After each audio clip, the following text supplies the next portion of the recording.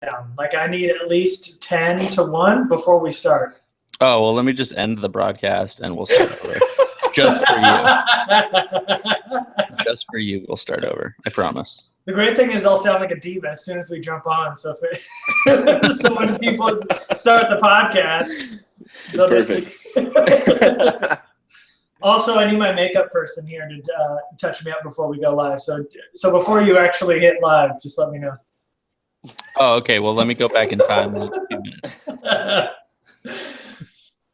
All right. So all three of us are back again. As always, I'm Matt Stanley.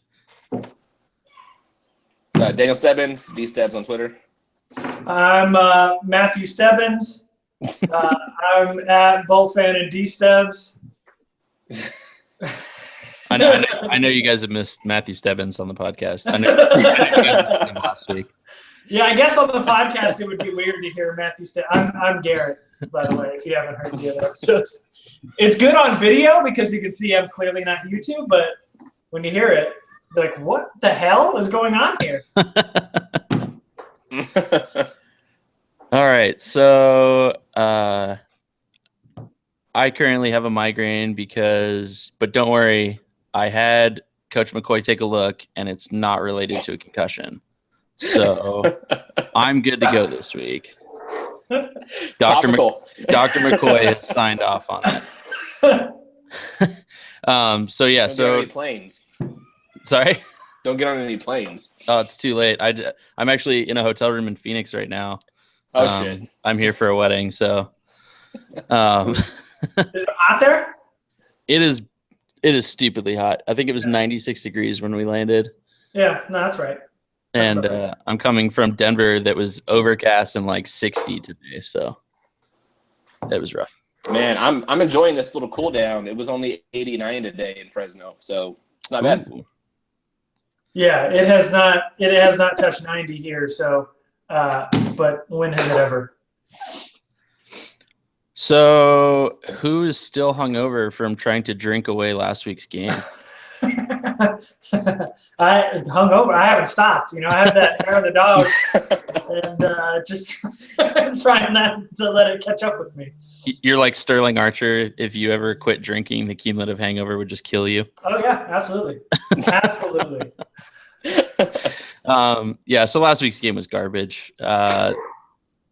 Almost nothing went right. Injuries once again. The Manti Te'o injury is definitely going to be kind of a blessing in disguise. It kind of forced the team's hand to finally put a more complimentary linebacker on the field with Denzel Perryman and Jatavis Brown, and he killed it until he got hurt, like right at the end of the game. But I think that's going to be a real big positive going forward.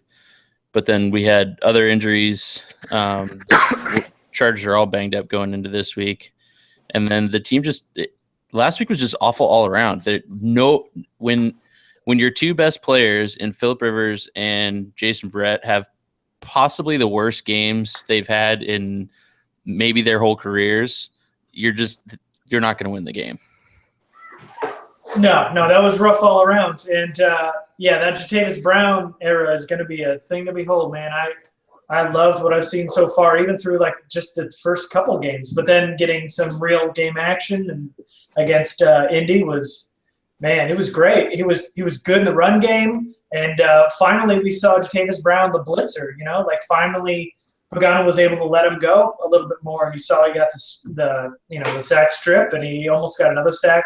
At least he got another pressure when he blitzed. But coming out of college, he was a mighty blitzer out of Akron. So it's good to finally see him rush the quarterback, not just drop back in coverage. Because you saw him drop back in coverage and he looked great through 3 games. So to add that to his arsenal, man, love it.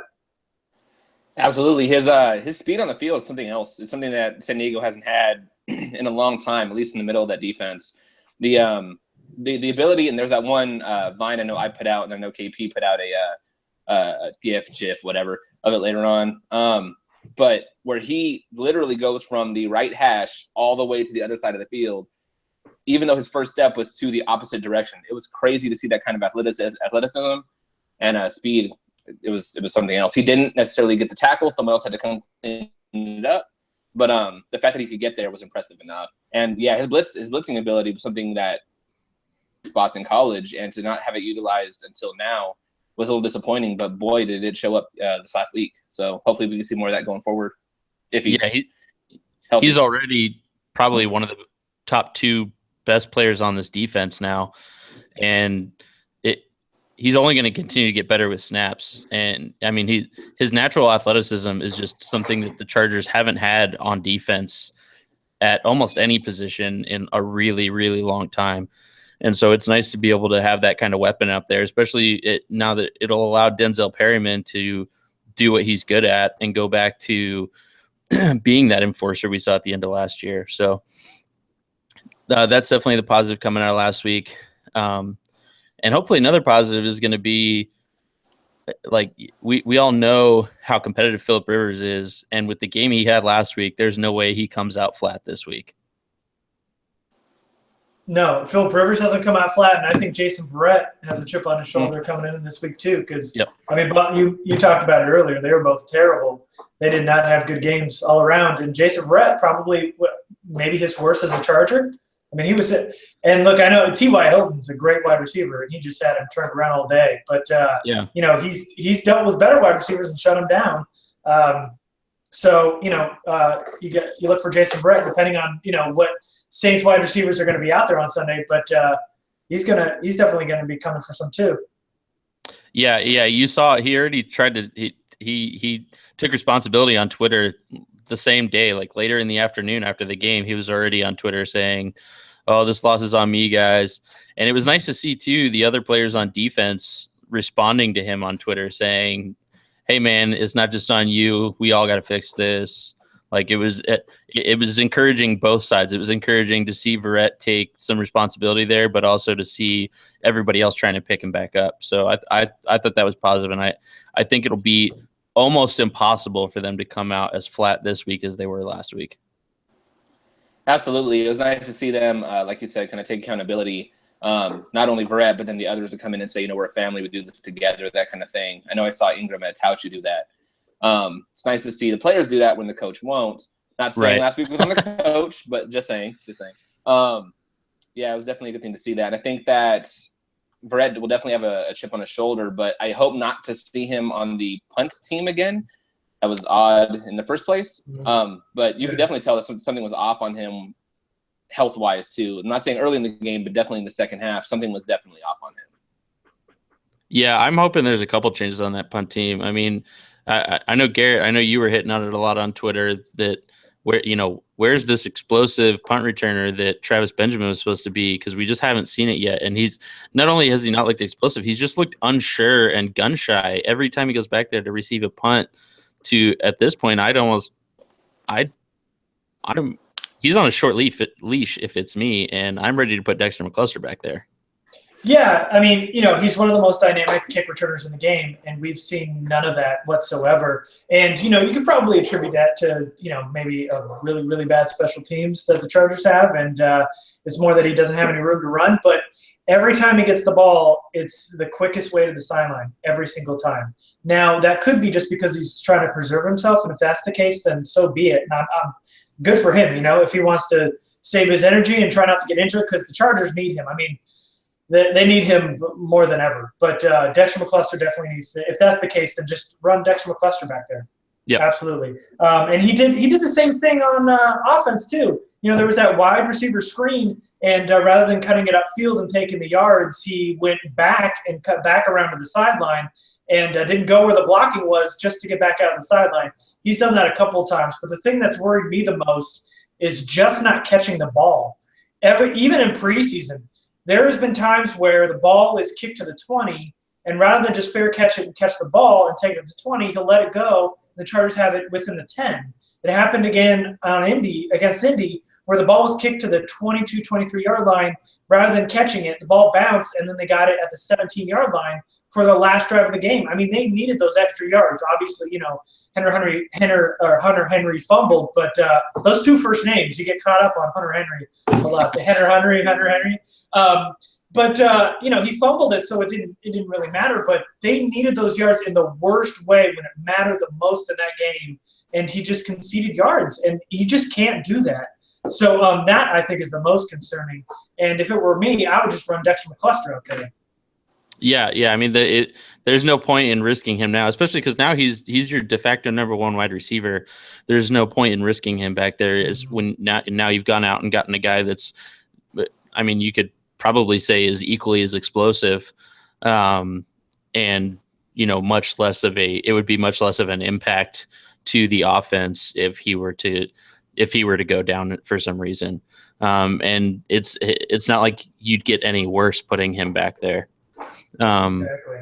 But bringing back up Hunter Henry, when is it time to get worried about those fumbles? Because Garrett, I mean, the two practices that I went to that you were there too, that happened twice, and it was Manti Te'o stripping the ball, and he catches everything, but is that something we should start to worry about? Him not protecting the ball when he turns upfield? I mean, he never put it on the ground in college, and he did it twice in practice. And even in preseason, there was that catch that it got stripped, but then they ended up calling it an incompletion. But I mean, that looked like that looked like a catch fumble to me. But they said so it didn't really count. So you can't count that against them. But still, that's another ball that he put on the ground, and then he put it on the ground when the Chargers really didn't need him to put it on the ground. The worst possible case scenario for him to put it on the ground. But I'm not too worried. I hope it's a learning experience for him. But I think once he puts another one on the ground, maybe two more, I think it's time to start worrying. But I'm not quite worried yet because he never did it. Never did it. And then he does it. I don't know. We'll see going forward. But I'm not too worried yet. Stebbins, you worried? No. He was such a big part of the offense in Arkansas. He saw the ball so many times, and it was never an issue for him there. I don't know if it's just, the speed of the game, or he's not used to this caliber. I don't know what it is. Whatever it is, there's something's going on to where he's not holding the ball or not holding onto the ball when he should. Hopefully he gets that worked out, because otherwise, honestly, he had a very, very good game. So I'd hope that he does get that fumble thing taken care of, because right now that's my only real concern with him. But I don't see that being a concern going forward. I think it's something that he works through. All right. So any final thoughts on last week? Because I don't want to talk about that terrible game anymore. I don't even drink that much. What are you drinking today, Steph? We haven't even talked about drinks yet. Oh, nice. Yeah, I did that last week. I got a Fat Tire. I got a 12-pack, and they had a bunch of Fat Tire beers, and this is called Fat Wild Ale, which nice. I'm trying. It's pretty good. It's pretty good. We probably should have done some like New Orleans beer or something, like a Beta beer or something. But yes, a Beta Purple Haze. I should have got some. Yeah, man. God, so that would have been great. Yes. Talking about New Orleans. Damn it. Maybe a hurricane? A hand grenade? Anybody? Come on. Stanley? I am like I said, I'm nursing a migraine, so I am just rocking some water right now, which smart water at that. I guess is kind of an insult to New Orleans. So, like, I know water was a big problem at Katrina. But, yeah. Wow, man. Really insensitive. Really insensitive of me. Wow. I should have thought about that. My bad, guys. Oh, man. All right. Well done. So, moving into this week, injuries. Let's start there, because let's get the crappy stuff out of the way. So, yeah, because I haven't seen the injuries. Okay, so I have it pulled up right here. Big surprise, Julio dies out again with a broken clavicle. Coil. Joe Barksdale. He was limited Wednesday and Thursday, and then was completely out today, and is listed as questionable with a foot injury. Oh. With him being out today, I would think that that's a solid questionable, not one of those questionable because probable is no longer there. Mm-hmm. So that's kind of worrying, because King Dunlap didn't practice at all this week with migraine still, and he's listed as doubtful, which is probably out. So there's without both starting tackles, and Chris Harrison was awful last week. And if they have to throw Chris Harrison and Tyreek Burwell out there, that would be pretty terrifying for Philip Rivers. I mean, it's not like the Saints have, rock star edge rushers, but when you downgrade from Barksdale and Dunlap to to Harrison Harrison and Burwell. That's terrifying. I'd almost rather put Spencer Pulley in at right guard, put Fluker at one of the tackle spots, and put Burwell at the other tackle spot. Because Pulley's been awesome so far. So yeah, that I'd be more confident with that. And then we got Joey Bosa's still out. He was limited all week. They said he still made progress, that he's close to 100%. And so now speculation is basically just running rampant. We've got Jamie Hoyle with his conspiracy theory that the team is purposefully holding him out just so that they can say that they were right, that he was going to miss 5 games or come back week 5. You've got people saying that he was injured the whole time and that's why he held out. You've got people saying all sorts of madness. He wants to keep the money. Yeah, that he just wanted the money. Yeah, it's all so terrible. It's terrible. Even Jamie's is awful. Yeah, they're all pretty bad takes. Holding out the team. It doesn't hurt. It doesn't help anybody to hold Joey Bosa out just to spite him. Right. This team needed it seemed like they just needed one extra play twice to win games in Kansas City and in Indy. They just needed one more play. And to not get your number 3 pick, your first overall pick, the guy you've coveted for years, not on the field because you thought, you know what, you didn't sign your contract as soon as I wanted it. So screw you. You won't be able to play. It's asinine. That theory is terrible. Yeah. And I don't believe it for a second. Now, if it happened, would you really be surprised? I don't know. No, it'd be a supercharger thing to do. Yeah, it would. But I don't believe it. The cash thing is dumb. You don't know how sports works. And he has a hamstring injury. It's not like he's got a hangnail or a headache. Right. Like you can't run on a hamstring injury. Hamstrings are so finicky. You have to go so slow with hamstrings. Yeah. This is one of those injuries where you have to let it take its time and let it heal and not push it too hard. Or else you got a thing like J.J. Watt where you come on too soon and then you're injured and it's over and your season's done. So they didn't want to do that. I think the Chargers are doing what they need to do and bringing him on slowly. And when he comes on, he'll come on. But, the theories about him just he just wanted money and he's being a brat and he's not playing, and the whole theory about how the Chargers trying to hold him out, I think it's all stupid. And they're all garbage. People love their away. People love their conspiracy theories, though. But no, when it comes to the hamstring injury, if you look, over the years, the guys that have held out, a lot of times, I don't have specific numbers on this, but it just seems like a kind of a common thread here. They end up with hamstring injuries as soon as they get into camp. One that always sticks out to me. John Merriman was tweeting about that he tweaked his due to his holdout. So it's one that always stuck out to me was if you go back to the highly publicized Revis holdout when they were doing Hard Knocks that year. The very first game, he comes up short on a deep pass to, I believe it was Moss actually, and he pulls his hammy and he's out for the next few weeks. Like it happens often to guys that hold out. So don't go with these conspiracy theories and all that. Let's just let him get healthy and then come back on the field 100%. So leave that alone. Players who hold out and aren't in football shape come in and try to play at football speed, especially a guy who's never played at NFL level speed, comes in, goes too hard and pulls a hamstring. That all adds up. That happens all the time. That's not some strange anomaly. That happens all the time.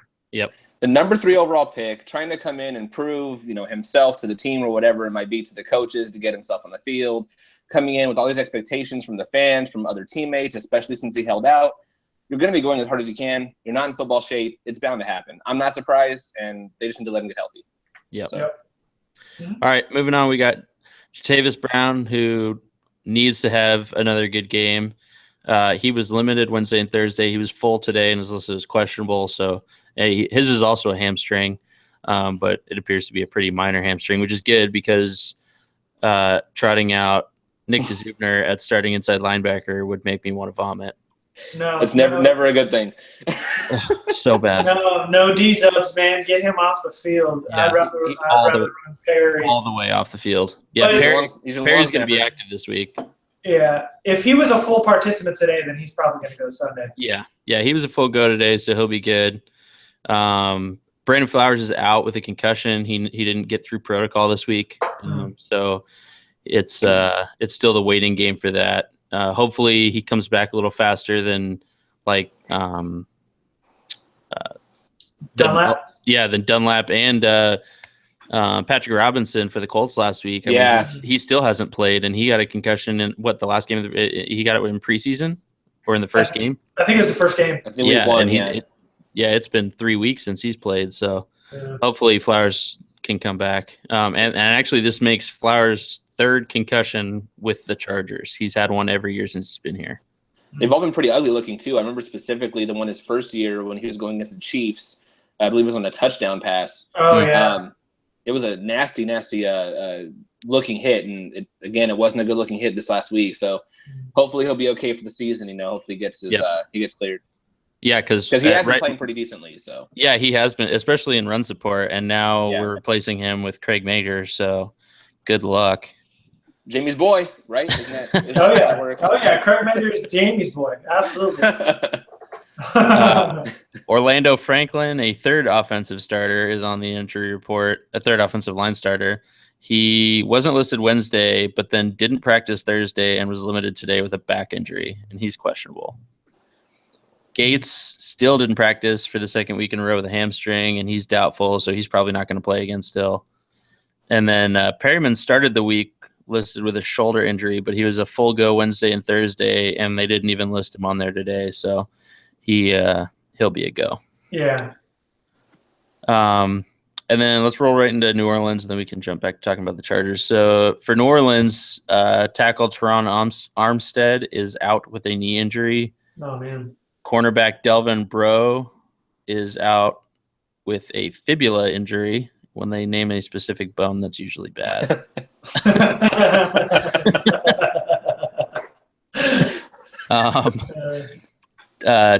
Tyler Davison, defensive tackle, has a shoulder and a foot. Fresno State. He was limited all week, and he's questionable. Darnell Ellerby, who's kind of bounced around in recent years. He had like 1 or 2 good years, and now he's just kind of been bouncing around. He's got a quad injury, and he was limited all week and is questionable. Josh Hill at tight end has an ankle injury. He's out. Sanio Kelmente, is that how you say that? Kelmetti? Yeah, Kelmetti. There we go. I tried to be nice. He's a guard. He has a hamstring injury. He's out. James Laurinaitis, another one of their linebackers, has a quad injury. He was limited Thursday and Friday, and he's questionable. He wasn't listed on the injury report Monday, so it looks like he must have tweaked himself on Wednesday, and then and has been hurt ever since. And then 2 big names here to finish it off. Willie Snead has a toe injury. He was limited all week and is questionable, but right before we got on, Stebbs, you were saying he said he feels like he's good to go. Yeah, he was quoted today in saying he said he'd be good to go for the Sunday, or he feels good about playing the Sunday. Okay. So yeah, that'll be one to watch. I mean, those toe injuries for someone who needs to cut, those can be kind of tricky. So that'll be one to watch to see how many snaps he gets and how confident he is cutting. And then starting safety Kenny Vaccaro has an ankle injury, and he was limited all week and is questionable. So both teams are kind of banged up right now. It looks like both of them have – I mean, the Chargers have more big names that are hurt. I mean, three starters on the offensive line are either questionable or doubtful, which is just not okay. I mean, absolutely, especially when you consider the young, the youth and the depth there, other than Harrison, who's just plain awful. Yeah. I mean, Rivers cried talking about how much he loved Harrison last year, but he might be crying talking about Harrison for a different reason this year. So he was not good last week. We got a lot of substitutions going to be happening this week. I mean, once again, we're probably going to have really heavy snaps from Dexter McCoy and Adrian Phillips, who got absolutely robbed last week with that pass interference call in the end zone. That was one of the worst calls I've seen against the Chargers in my entire time as a fan. It was disgusting. It was awful. So they'll both be back out on the field a lot. We'll have Jatavis Brown out on the field a lot, and hopefully not a lot of Nick Zubner. Going to see a lot of Craig Major. Um, Are we gonna go with Craig Mager or Major? I go back and forth. Do you? I don't. I've always thought it's Mager. I've always Mager? heard Mager. Yeah. Okay. I don't know. Executive decision. Everyone watching, it's Mager from now on. Okay. And Stebbs, is it GIF or GIF? You were talking about earlier. Oh Okay, man, which one? that's a heated debate online.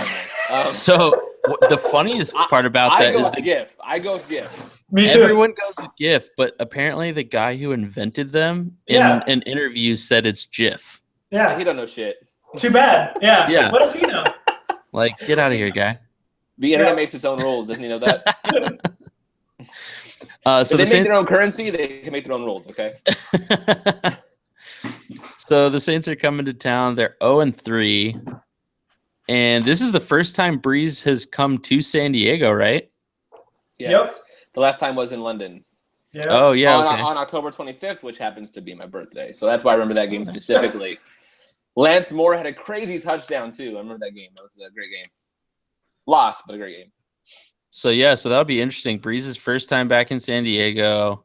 Obviously, unlike a lot of times when a player leaves, there's going to be no hard feelings. So the crowd's going to be awesome for this game. And the Rivers is 0-3 against Breeze. Oh wow! He hasn't beaten Breeze yet.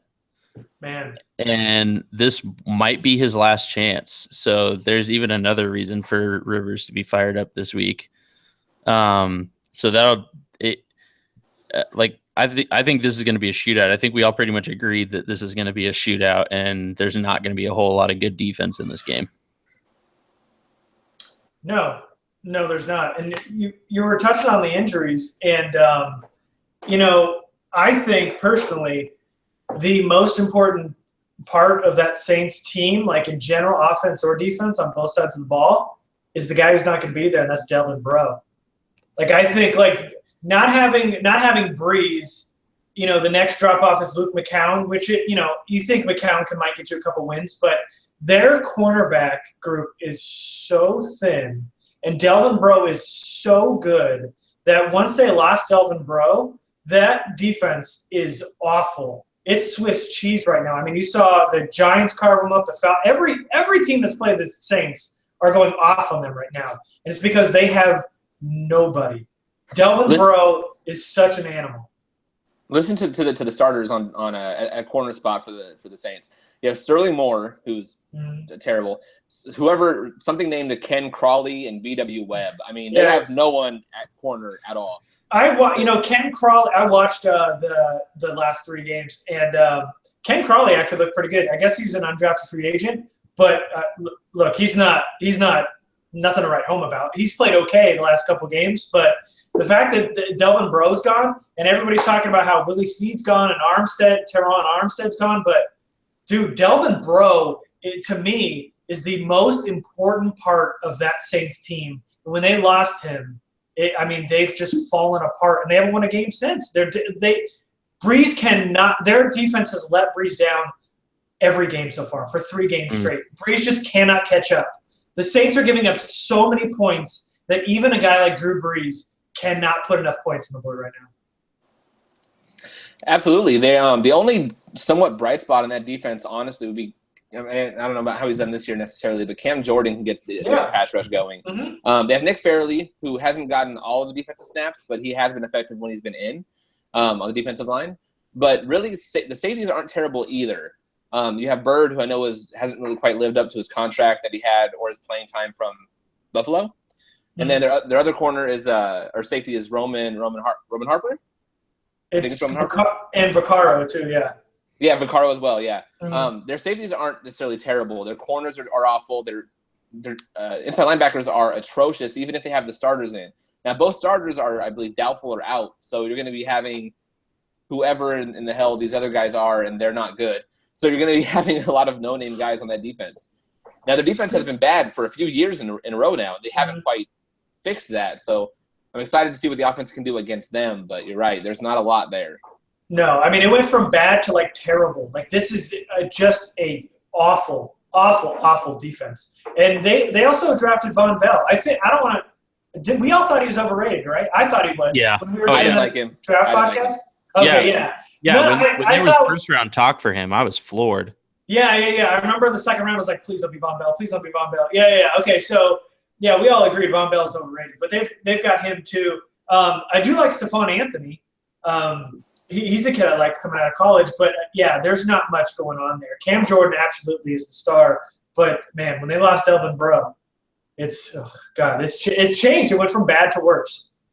Now, Stephon Anthony hasn't been starting. He's been getting snaps behind Craig Robertson and James Laurinaitis, so who are both terrible. So I don't know what that says about Stephon Anthony. He was good in Clemson. I believe it was Clemson. But I don't know. He hasn't been getting the starts. Yeah, it's definitely going to be on the Chargers offense to just come to execute this week. I mean, the Colts defense is nothing to write home about, but the Chargers found a way to make them look like rock stars last week. I think what did the Chargers start out like? It was like the Jaguars offense the week before. They started out 0-5 or 0-6 on third down conversions, and I mean Rivers was missing throws left and right. Tyrell had a drop. Benjamin had a drop. Gordon. Benjamin had two. But yeah, Benjamin had multiple drops. Gordon kind of had a drop, but I put that throw more on Rivers. Oh, that's not a drop. They counted that as a drop in the stat book? They counted that as a drop. They counted it as a drop because it hit him in the hands. One of the two to Benjamin was also, in my opinion, on Rivers as well. But I know there's been some debate on that one, but whatever. Yeah, I mean, it's just that they're facing arguably a worse defense than they faced last week, and so they just need to execute. They need to play up to the level that they should play at, the level that they've been known to play at. And if they do, they're going to score, a bajillion points. It's just, are they going to be the same team that went out there last week and looked flat and was terrible?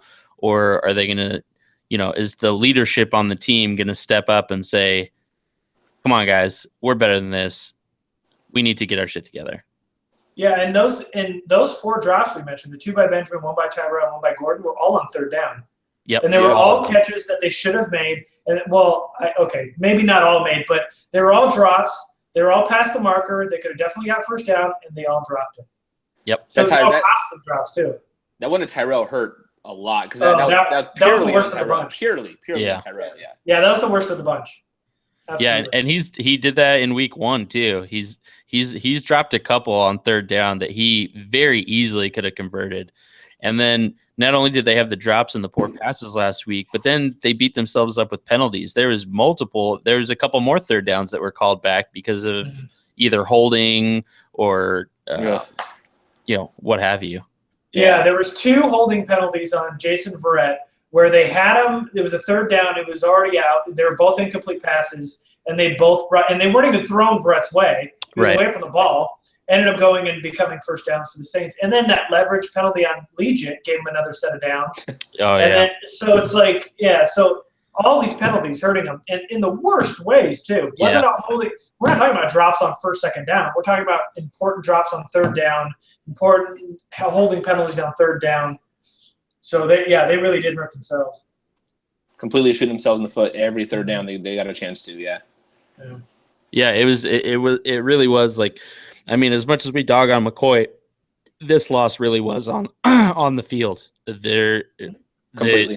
Most of the play calls were as they should have been, other than I guess you could put some of the blame on McCoy for the team coming out looking super flat, and that many penalties usually gets chalked up to lack of discipline, which rolls up to the coach, but this week was just on the players. If they would have executed what was called, what was scripted, then they would have won. They should have won that game easily. Yep. Agreed. And that's similar to week 1, and that they should have and easily could have pulled out the victory, but due to silly mistakes, whether it be the players or the coaches, they didn't, which is the most important thing. And that's things that good teams just don't let happen. Yeah. So, it is what it is. Yeah, so I mean, as long as the offense can convert this week, it should be good. I mean, Rivers has been, outside of last week, has been looking great. The offensive line, that's going to be an interesting test. That'll be fun to watch. So, like we hinted on earlier, they might be without their 2 starting tackles, which means what would you guys do there? I mean, I said earlier that I'd probably put Pulley in at right guard, kick Fluker back out to tackle, and put Burwell in. You guys have any ideas there? I mean, that's an idea. They might be without Franklin too. He's questionable, right? So they might just force their hand. They're going to have to put Pulley in, and they're going to have to put Burwell and Hairston in because there's just too many spots to fill.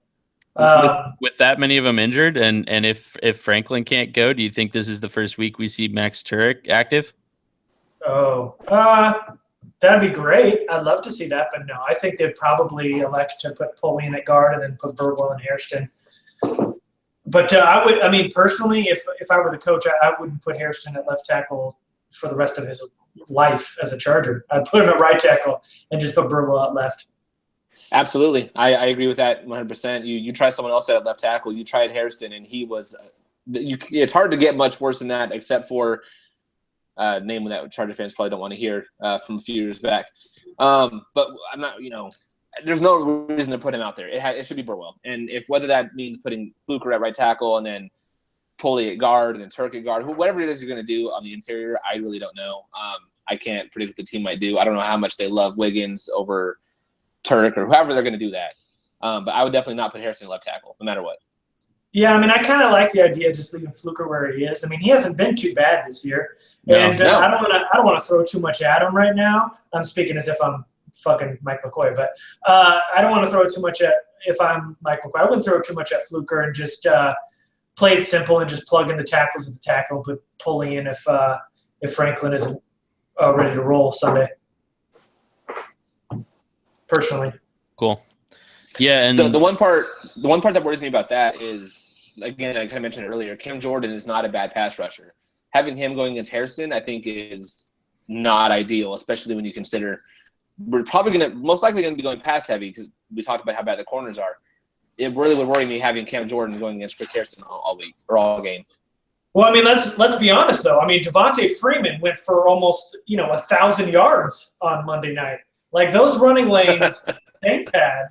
True. Yeah. Good point. The Falcons had was unbelievable. So they might not have to be too predictable. But if you're talking about like their strength right now, which I wouldn't call it a strength because they're terrible all around, is probably on their defensive line with Fairley, and then they have Paul Kruger. They ended up picking up Kruger when he was cut by the Browns, and they've got Cam Jordan there. So I mean, if you want to call that a strength, sure. But man, the running lanes Devontae Freeman had on Monday night were unbelievable. So.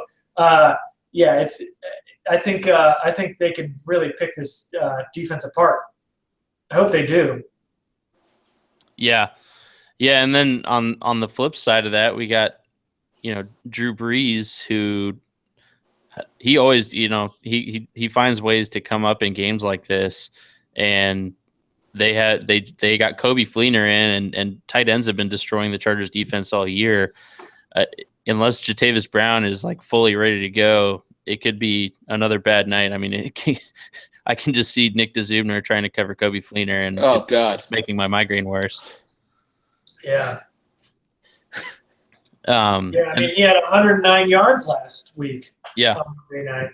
And I mean, but the Falcons don't really have any good coverage linebackers. So if Jatavis is a full go and he's ready on Sunday, then you could. That's probably a weapon that Brown can negate, because I think that's his strength in coverage. And a guy against a guy like Kobe Fleener, who isn't like a big-bodied like Gronk type receiver, who I think could probably get in front of Brown because Brown's a smaller linebacker and just shield him off.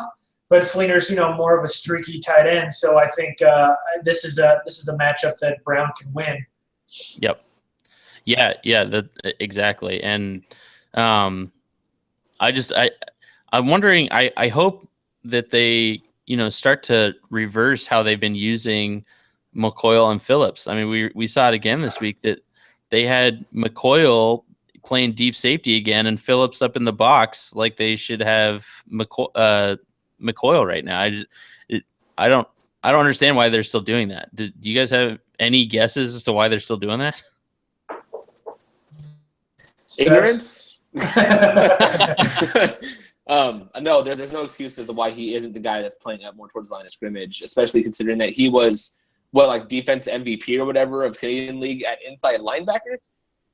No, we're gonna have him at the single high. That makes sense. It doesn't make any sense to have him back there, to be honest with you. Not saying he can't do it or he might not even be the best one to do that on the roster. I'm not saying he's not the best one to do it on the roster, but should be more towards the line completely. I don't see any reason as to why he's back there. No, he's a box safety by trade, and I just don't know why they don't do it. He was best near the line of scrimmage during camp. He was best when he was roaming. We didn't see it a ton in preseason, but I thought when he was close to the line of scrimmage is when he shined. So I don't know. I have no answers. I don't know why you stick a guy who looks like a linebacker as a single high and let him be a man on the island, and then you saw him beat a guy like T.Y. Hilton because, get him in space, and it's a little harder for a bigger guy like that to catch up with wide receivers. So that's why you have a guy like Adrian Phillips or a smaller safety back there. But I don't know, man. I just don't know. I don't have an answer at all. It's the same reason why you have an inside linebacker covering a wide receiver week 1 against the Chiefs. It's the same reason. It doesn't make any sense. Yeah. And then we got a bright spot on the bright spot is still kind of the defensive line. I mean, that Karen Reed has been a revelation on that defensive line this year, and you got Legit has been kind of up and down. And Brandon Mebane is going to be going up against his old teammate, Unger, who's now the center for the same. Yep. And he said he's looking forward to it. He's looking forward to getting against Unger in more than just practice. Yeah, good for him. I mean, that Saints offensive line, and Armstead, from what I've seen, Strife and Armstead have been really, really good. Since Armstead's not going to go, I guess they're probably going to kick Andres Pete outside because I think that's what good old pillow hands. Yeah, and he's not good. No, awful. God, man, God, he's the one guy I dogged 2 years ago in the draft process. He's awful. Yeah, I didn't understand any of the love for him. He has pillows for hands. His arms just look like they've been filled up with blubber. I never understood the love for him coming out. Yeah, so if Armstead was playing really good, the tackle, and I know you guys missed me last week and you didn't have me here, but the other 2 times we were here, we talked about the teams that the Chargers played had really weak tackles on the outside, and the Saints actually have strong tackles, except one of them's not going to play, Teron Armstead. But Zach Street's been playing really, really, really good, like a top 10 tackle. He's been really good on the right side. But that's been pretty much it. Pete's been bad. Unger hasn't been very good. I think Jari Evans, I think, is their other guy. Jari Evans has been okay, but the tackles have really shined, and it's going to be interesting. I think Melvin Ingram going to be able to have himself a game. Yeah, especially since Pagano's been playing more with kicking him inside on some pass rush downs. That'll be interesting to see him go up against their guards, and whoever is replacing Armstead. Mm-hmm. I'm curious, and if you guys have anything else about offensive line, cut in whenever you want. But I'm curious if the Saints see what Frank Gore did for the first 2-3 quarters, because the Colts kind of got away from it. But he grinded that defensive line out. And they were doing the Chargers favors by passing the ball when they went away from Frank Gore. Do they look at that film and go, let's just pound Mark Ingram down the Chargers' throat? Because it's another power back. Yeah. I mean, that'd definitely be one of the better ways to put up yardage and control the game, because that's what they're going to need to do is control the game. They're going to want to keep Rivers off the field as much as possible, and Ingram is he's a strong guy, and he's definitely one of those power backs in that same mold. And I could see him running over people just like Gore did last week, especially if, it was kind of weird, like all preseason and during the first couple of games, McCoyle was like the surest tackler in the secondary, and then all of a sudden last week he was just getting run over. Yeah, it'll be interesting because I guess it depends on how the game goes. But if the Saints can control it early, like the Colts did, and just pound Mark Ingram, it's going to be a really long day for the Chargers because they didn't have any answers. The Chargers had no answers for Frank Gore. Yep.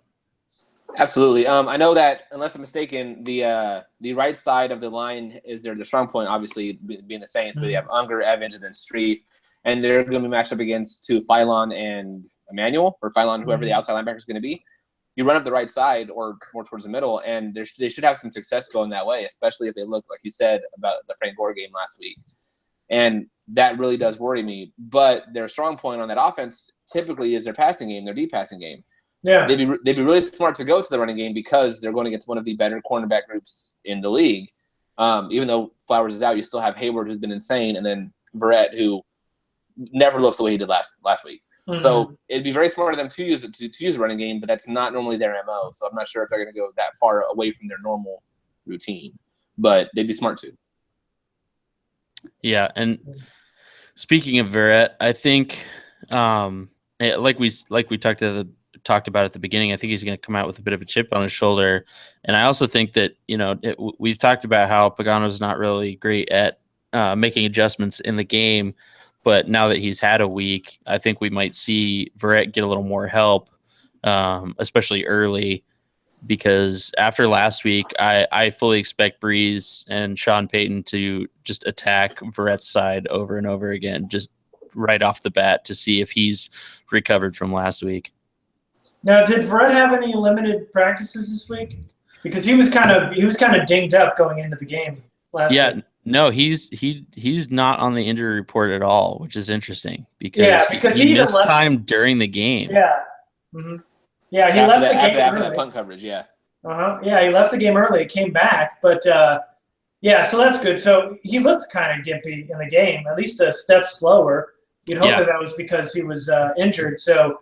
I think if he was a full go this week, I don't see why we wouldn't see the Verrett from week 1 and 2, which will be interesting because if Snead plays, then it'll be Michael Thomas, Brandon Cooks. They have pretty good wide receivers. Snead's good, obviously, and Cooks is just fast. That's pretty much it so far. That deep speed, though, man. Yeah, no, definitely. It'll be interesting because they ran Brandon Coleman out there against the Falcons when Snead was out, and he did okay. In fact, I think he had he had like 78 yards. So he was a big target. In fact, it was like Coleman and Thomas. Coleman had 78, Thomas had 71. So, and that's a game they had to pass a lot anyway. It was like 45-32. It was a high-scoring game, but it'll be interesting to see. Who gets that work with Mager? Is Brandon Coleman going to get the looks? Is it going to be Michael Thomas? That's probably going to be the guys to go to. Yeah, Michael Thomas is a good wide receiver. I liked him a lot coming out of college, and he's a very physical guy, and he runs really good routes. He's almost like I would say probably a slightly stronger but slightly less refined Keenan Allen. And so that'll be interesting to see him come out against Mager, who isn't great in any area really. He does. It's not like he is bad in man coverage but does well in zone or anything like. He's just kind of a guy. So it'll be interesting to see how well Michael Thomas, whoever that third wide receiver is, does against him. Yeah, and I'm curious if they end up running out Pierre Desir and put a short leash on Mager, because Pierre Desir got some snaps early on. There was like 2 or 3 times in the first game where they put Pierre Desir over Mager. Mm-hmm. So I'm curious if Mager's on a short leash and they throw Desir out there if Mager ain't cutting it. Yeah, that could be the case. You might actually see Desir. You might see Desir because when you look at someone like Brandon Coleman, who's like 8 feet tall and he's a really strong guy. Desir obviously is the biggest guy in the cornerback group. You might see him out there. My interest is who is Verrett going to be lining up against? Are they going to go, he follows somebody, or is he going to stay on one side? I'm not to pander to what all the media talks about with the corners right now, but is he going to stay on Cooks because Cooks is the fastest guy and Verrett is the fastest corner, or do you go over Snead, who gets most of the looks? So I don't know which way they're going to go with Verrett, but I'll be interested to see what the matchups are. That's my biggest concern when it comes to the wide receivers and corners this next week. Yeah, absolutely. I think if Snead's out there, I think Verrett lines up with Snead. And Verrett talked about how no matter what, he's lining up with the number one wide receiver, because it was when Josh Norman didn't get looks against – who was it? Whatever number one wide receiver. He didn't get – Bryant. Was it Des Bryant? No, it was Antonio Bryant. Oh, Antonio Brown? No, that's what I meant. Yeah, that's what – yeah. Sorry. So, yeah, he didn't – couple Scopins down. Yeah, he didn't end up going against Antonio Brown, and somebody asked him, would you go against Antonio Brown? He goes, I'm going against number one wide receiver every time. So if Snead's out there, he'll probably shadow Snead, just like he did with Hilton. But it'll be interesting, because if Verrett's got the chip on his shoulder and he wants redemption and Willie Snead's banged up, it's going to be a long day for Willie Snead, man. Yeah, real long. Well, that's the whole thing with Snead, and that's why he went undrafted. Is that he's not a very athletic guy, so he's someone that Brett can easily take advantage of that because his extreme athleticism. Snead went undrafted because of that. Now, what he does excel in is body positioning and route running. He can do those very, very well. Mm-hmm. So seeing how Verrett kind of plays him will be very interesting. I think he can shut him down easily. That's why I would kind of almost lean towards him going on Cooks, only because that deep speed really is a big concern for me. Hayward is not as fast as he once was, although he has played very well this season. Mm-hmm. And Mager is not necessarily a fast guy either. I mean, if Cooks gets on top of somebody, he's gone. And I think that the chance of him getting on top of Brett is less than the other guys. That's the only reason why I would kind of lean towards having Brett on Cooks. Yeah, no, I hear you. All right. So let's get into a couple questions here, and then we can start to wrap it up with some predictions. So our boy Ruben jumped in the questions and asked, is Turk going to get any runs, any snaps this year?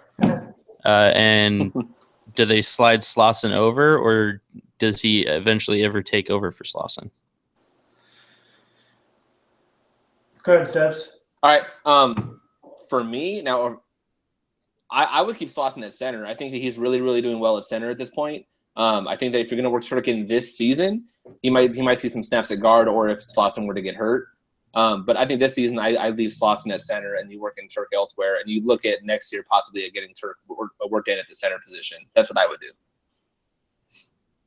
Yeah, I would do the same. I would keep Slauson where he's at. I like him at center. Pulley's played well, so I wouldn't mind just running Pulley out there. I don't think Max Turk gets any snaps unless there's some major injuries, and of course it can happen. We've seen a lot of major injuries, so you hope not. You knock on wood that they don't, but I don't see Turk getting in this year unless there's a lot of just a run on offensive lineman injuries.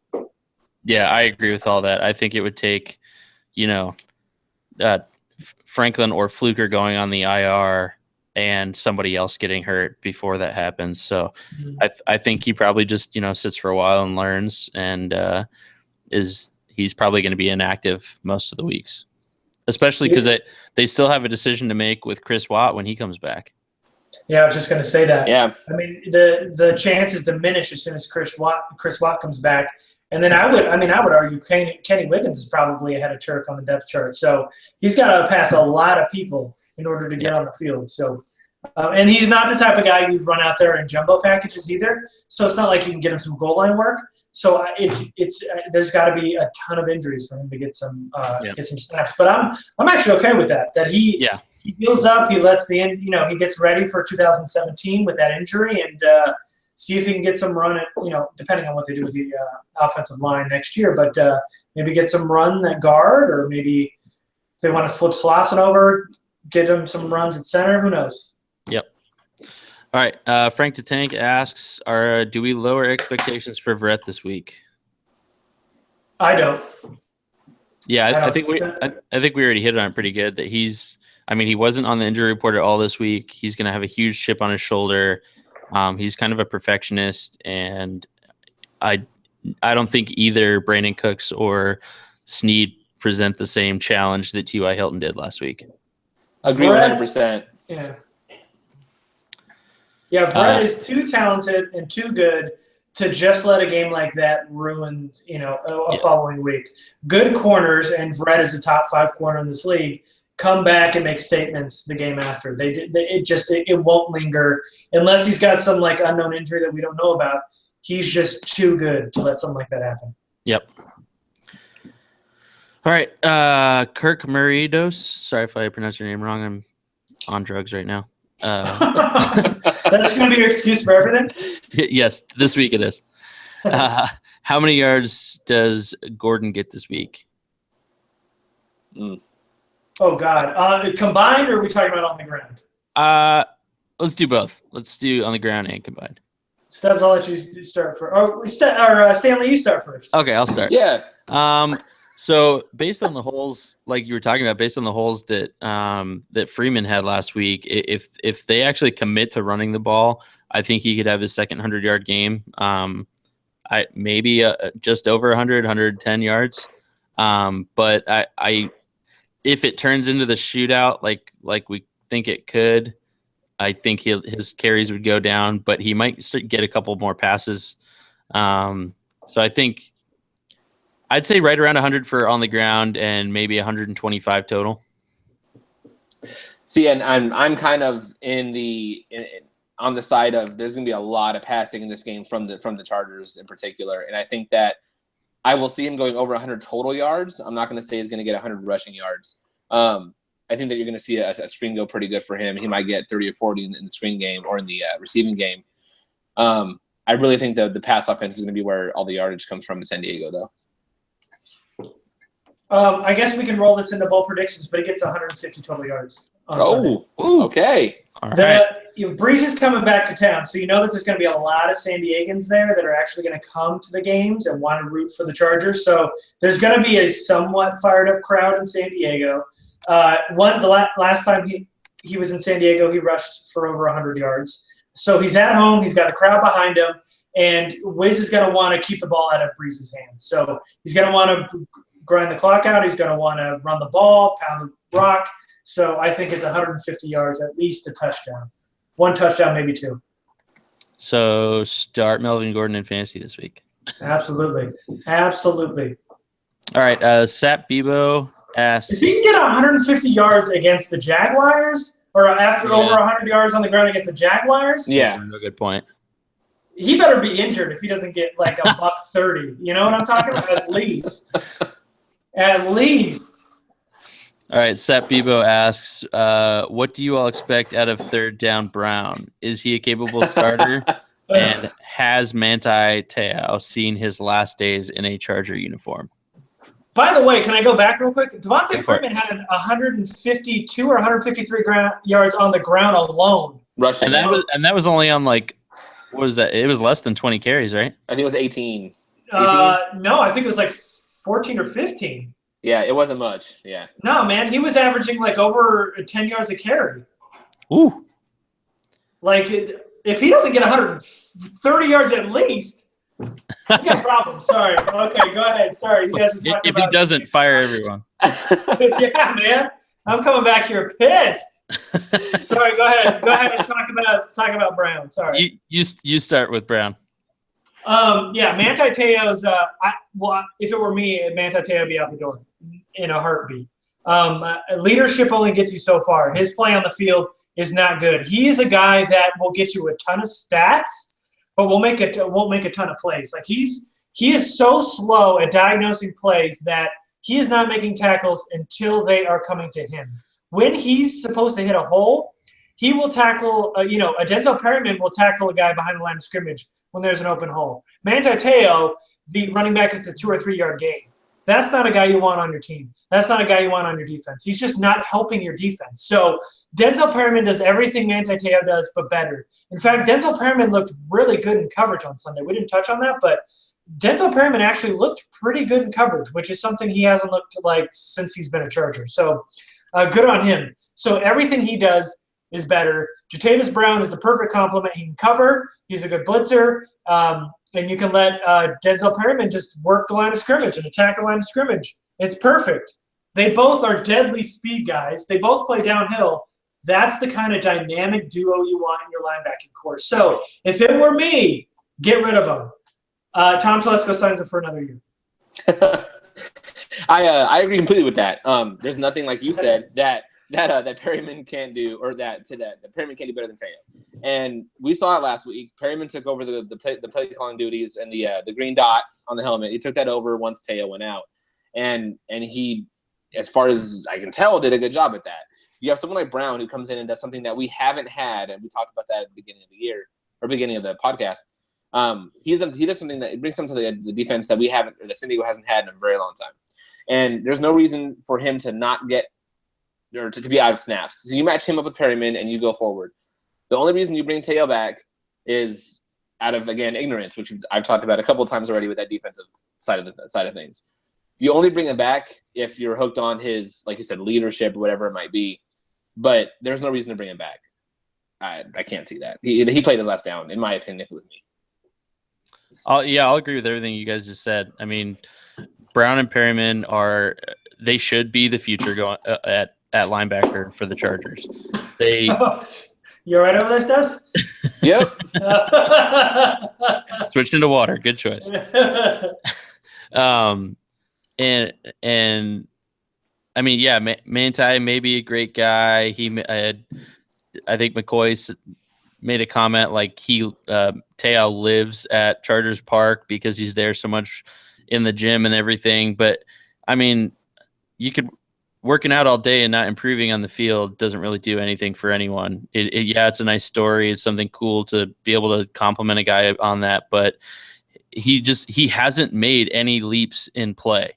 He progressed a little bit, but he's never lived up to being a second round pick. He's never lived up to having traded up for, and he doesn't provide anything that you couldn't pick up off the street if you needed to.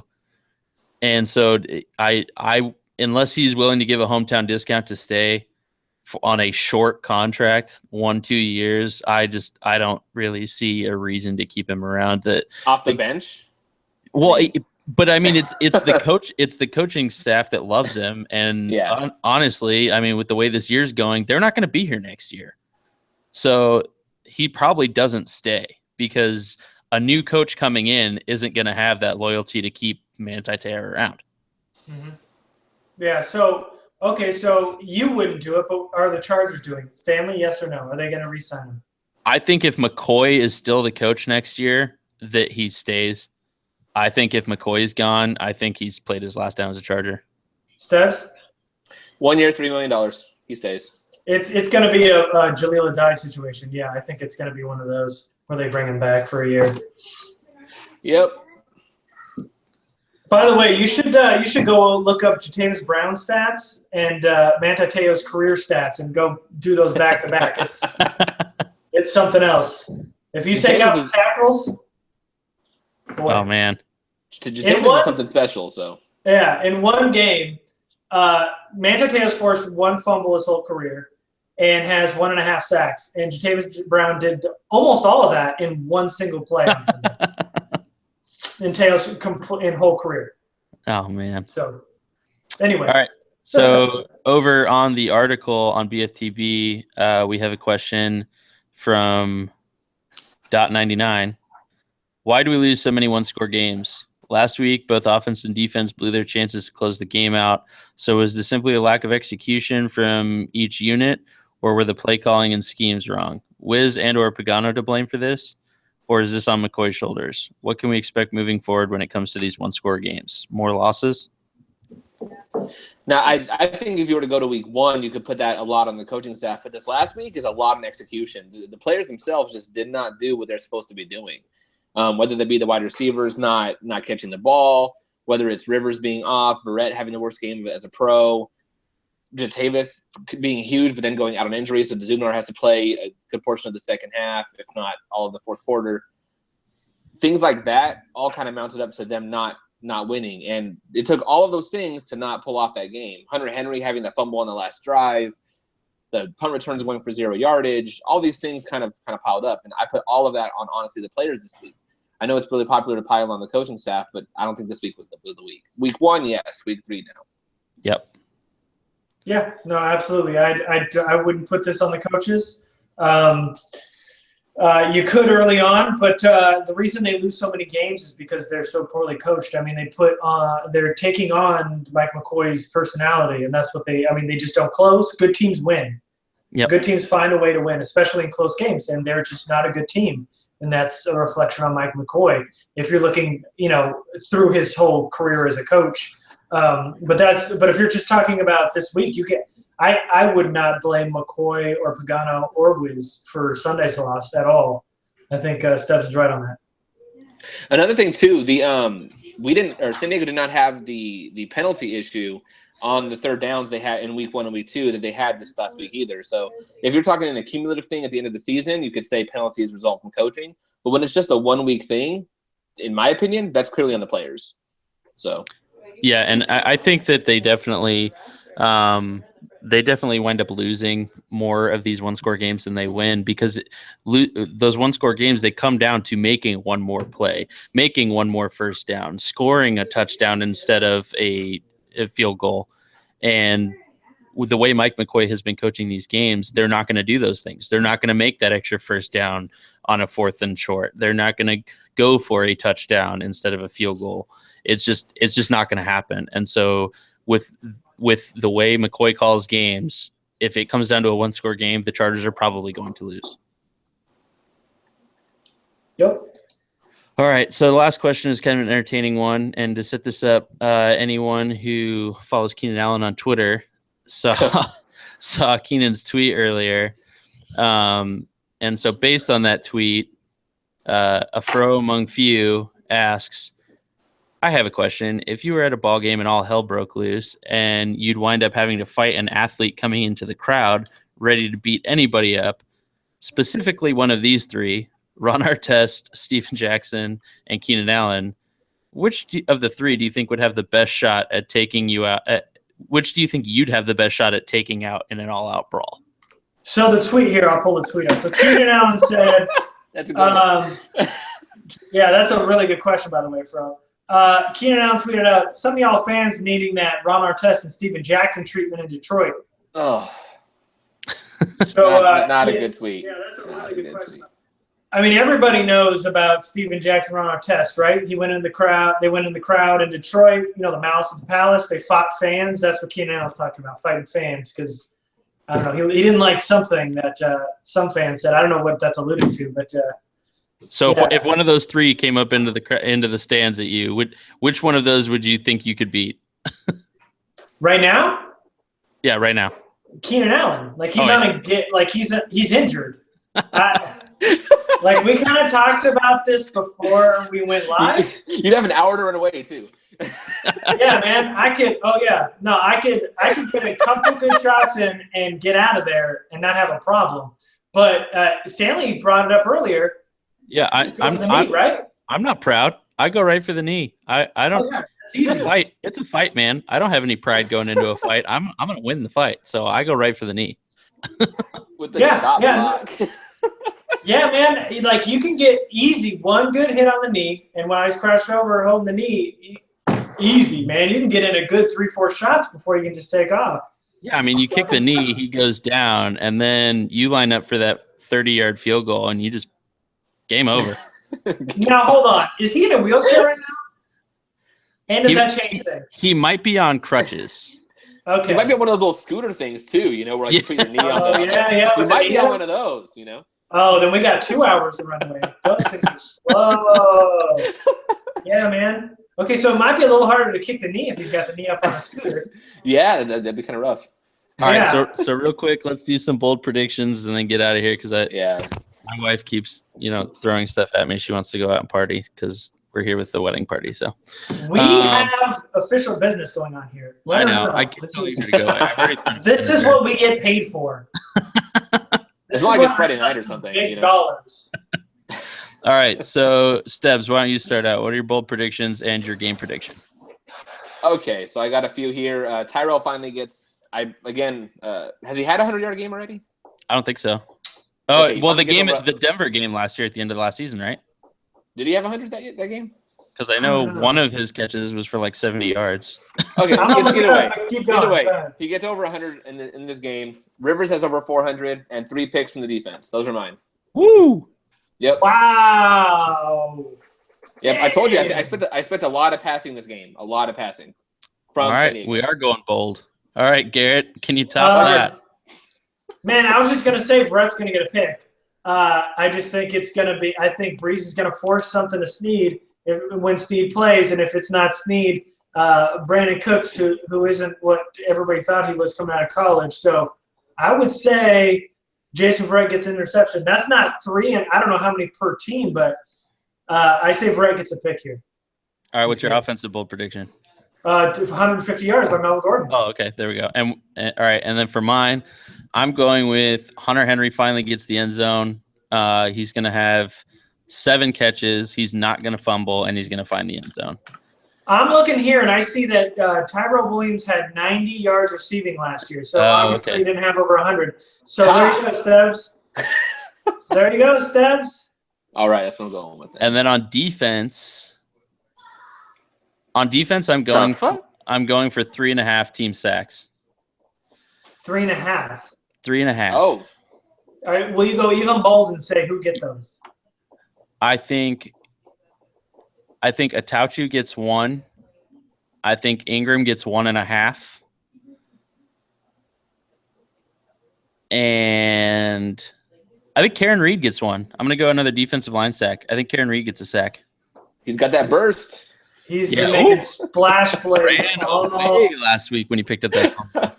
Woo. No, and had the energy to dance in the end zone, man. There was no rumbling, tumbling, bumbling. That was fantastic. I'm going to the end zone. Oh, man.